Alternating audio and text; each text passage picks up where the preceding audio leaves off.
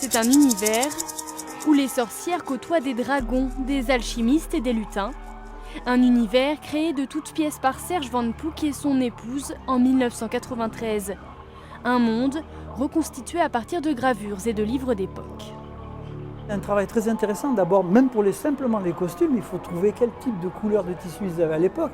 Même les tailles des mannequins, vous voyez, les tailles des mannequins, c'est des mannequins à taille humaine d'une possibilité de l'époque. Et les costumes sont fabriqués avec la possibilité du type de tissu qu'ils utilisaient à ces périodes-là.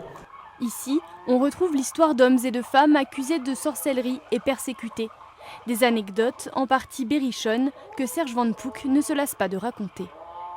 Un enfant, Bernard Giraud, âgé de 12 ans, est soi-disant ensorcelé par son cousin qui vient le voir au bord de la rivière.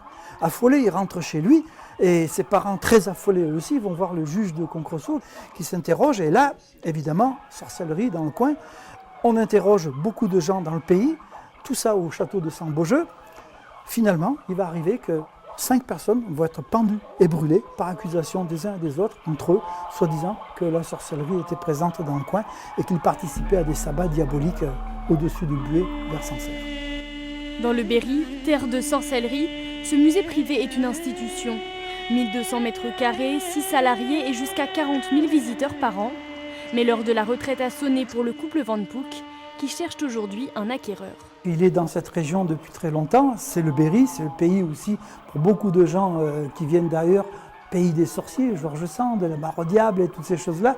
Donc il est dans son écrin, il a ce qu'il faut ici pour vivre et continuer à vivre correctement.